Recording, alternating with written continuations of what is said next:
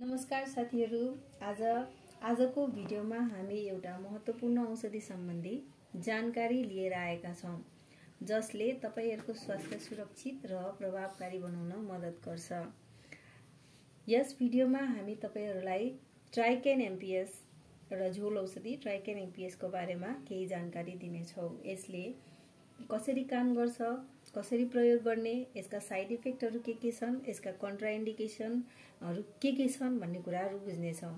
हामी एशियन कन्ट्रीमा बस्ने नेपाली भयो, इन्डियन भयो, यतातिरको मान्छेहरु धेरै मसालेदार तेलहरुको कुराहरु खाने गर्छौं, जसले गर्दाखेरि हाम्रो पेटमा चाहिँ एकदमै समस्या आउँछ। मेन त एसिडिटीकै समस्या आउँछ।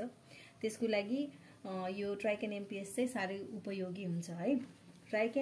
ट्राइकेन एमपीएस एक ओरल जेल सिरप हो जुन पेटको acidity, heartburn, indigestion, gastritis, stomach ulcer र ब्लटिङलाई कम गर्न प्रयोग गरिन्छ। अब ट्राइकेन एमपीएस को डोज र एडमिनिस्ट्रेसनको कुरा गर्दाखेरि वयस्क अथवा एडल्टलाई सामान्यतया 10 देखि 20 ml दिनको 3 देखि 4 पटकसम्म खुवाउन सकिन्छ। बालबालिकाको हकमा डाक्टरहरुको सल्लाह अनुसार खुवाउनुपर्छ अथवा चाइल्ड डोज क्याल्कुलेसन गरेर खुवाउनुपर्छ। खाली पेटमा सेवन गर्दा चाहिँ ट्राइकेन एमपीएस को सारै राम्रो काम देखिएको छ, यसको असर राम्रो देखिएको छ। अब ट्राइकेन एमपीएस मा 3 वटा एलिमेन्टहरु औषधिहरु मिलाएर बनाइएको छ।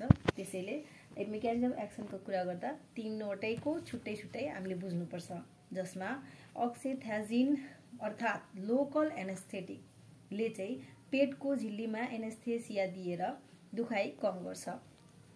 अब अर्को एलिमेन्ट एल्युमिनियम हाइड्रोक्साइड र म्याग्नेशियम हाइड्रोक्साइड छ, जसले पेटको एसिडलाई न्यूट्रलाइज गर्छ र एसिडिटी कम गर्छ। भने अर्को तेस्रो एलिमेन्टमा सिमेन्थिकोन पर्छ, जसले पेटमा भएको फोहोर हावालाई निकाल्न मद्दत गर्छ।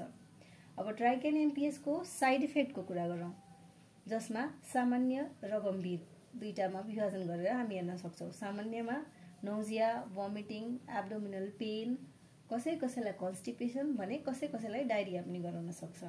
अब सिभियर साइड इफेक्टको कुरा गर्यो भने चाहिँ कसैलाई एलर्जिक रियाक्सनहरु गराउन सक्छ। अब प्रिकसन र कन्ट्राइन्डिकेसनको कुरा गरौँ। अब प्रिकसन र कन्ट्राइन्डिकेसनमा चाहिँ एलर्जिक रियाक्सन भएको छ भने त्यस्तो पेशेन्टहरुलाई ट्राइकेन एमपीएस दिनु हुँदैन। अब जसलाई लिभरको पेशेन्ट हुनुहुन्छ, किडनी सम्बन्धी प्रब्लमको पेशेन्ट हुनुहुन्छ भने उहाँहरुले पनि डाक्टरको सल्लाह अनुसार मात्रै ट्राइकेन एमपीएस युज गर्न मिल्छ। प्रेग्नेन्सी र ल्याक्टेटिङ मदर यानी कि गर्भवती र स्तनपान गराइरहेकी महिलाले डाक्टरको सल्लाह अनुसार मात्रै लिने वा नलिने भन्ने कुरा गर्नुपर्छ।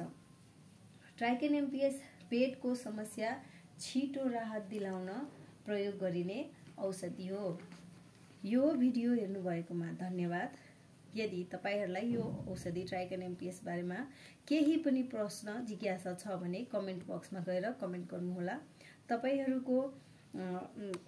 तपाईहरुको कमेन्टहरुले हामीलाई थाहा हुन्छ कि हामीले अब अगाडि कसरी कुन औषधिको बारेमा जानकारी दिँदा हजुरहरुलाई आवश्यक छ भनेर हामी बुझ्छौं है।